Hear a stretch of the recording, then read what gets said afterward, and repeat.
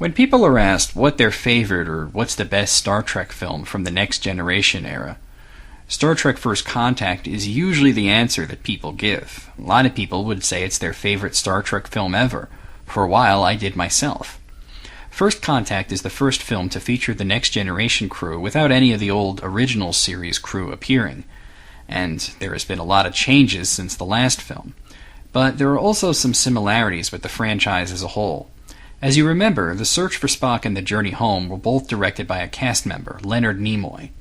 And although the next Star Trek would be offered out to all sorts of big-name directors, there were several cast members vying for the position, and Paramount knew that these guys understood Star Trek more than anyone else, so the job went to Jonathan Frakes, who plays Will Riker. He had experience directing many episodes of the show, including some great ones like The Offspring and The Drumhead. He also had directed a few episodes of Star Trek Deep Space Nine and Star Trek Voyager.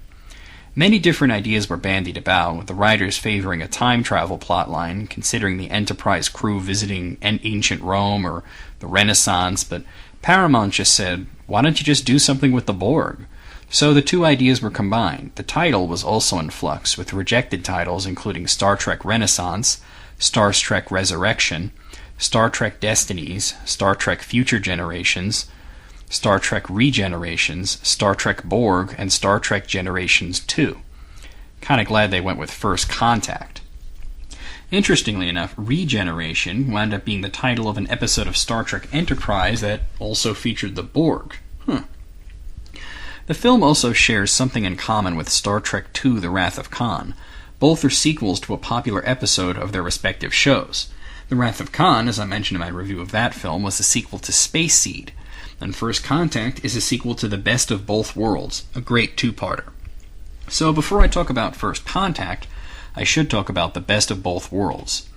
The episode dealt with the first Borg attack on Federation space. They had previously appeared in the episode Q Who, where Q put the Enterprise into their space, and had been hinted at in many episodes previous to that. But The Best of Both Worlds was the first major engagement. The Borg attack the Federation, and they pretty much kick Federation ass. They're particularly interested in Captain Picard, probably because he beat them previously. One thing that the episode is known for is that Picard is captured by the Borg and assimilated into their collective. The first time that assimilation was done on the show, and that's kind of what they became known for. So Picard became the villain Locutus. Picard is considered a casualty of war, and honestly we don't know if he was going to make it. At the time, it was known that Patrick Stewart had been renegotiating his contract, and in the episode, Riker is promoted to captain and there's a new first officer brought in, clearly leaving room to write Picard out of the show if Stewart decided not to return.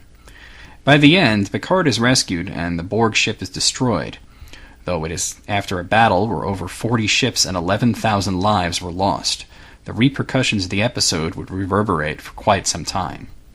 In the movie First Contact, the Borg once again attack Earth. Right away you can tell things are different. After the Enterprise D was destroyed in the last movie, the crew are on a new ship, the supremely awesome Sovereign-class Enterprise E. They're wearing new uniforms that resemble the ones worn on Deep Space Nine. The ships now fire quantum torpedoes instead of photon torpedoes. Geordi is missing his visor, instead he has a new pair of cybernetic eyes. And of course Worf is gone, having joined the cast of Deep Space Nine in Season 4 of that show. Possibly because of Picard's previous outing with the Borg going so poorly for him, during the battle the Enterprise is not called in, instead they're ordered to keep an eye out for Romulan activity, which they get fed up with pretty quickly, especially since the Federation is losing the battle. They come to the rescue to find Picard's commanding officer is dead, so he takes over. He uses his knowledge of the Borg to get the fleet to destroy the ship and rescue the USS Defiant and its crew, which includes Worf. You just knew he'd just show up somehow. Anyway, the Borg cube spits out a Borg sphere before being destroyed, which creates a quantum vortex that also catches the Enterprise. Turns out that they've altered history, and everybody on Earth is now Borg. The Enterprise crew are protected from this paradox as they're in the vortex, so they follow through to make things right. The Borg sphere gets destroyed pretty quickly, but before that they fire on the surface. Several of them beam aboard the Enterprise undetected. They start taking over the Enterprise, while an away team goes down to the surface to assess the damage. Turns out that they were targeting a ship, the Phoenix, piloted by Dr. Zefram Cochrane, the first ship capable of warp speed. Cochrane, who is played wonderfully by Trek veteran James Cromwell, has to make up his warp test flight on schedule to get the attention of aliens who are doing a routine patrol of the solar system, who will notice the warp trail and initiate first contact with humanity, which leads to the creation of the Federation. On the Enterprise, Data gets captured and we meet the main villain, the Borg Queen, played by Alex Krieg. She seduces Data and does a weird sort of reverse assimilation on him, grafting organic flesh onto his face and body. Then there's Lily, a colleague of Dr. Cochrane's who is injured and is being cared for by Dr. Crusher. She gets separated, not realizing she's on a starship, and found by Picard. Some of the scenes with the two of them were great, some of the best parts of the film. On the surface, Riker and Geordi repair the Phoenix and then coax the reluctant Cochrane into going through with the flight.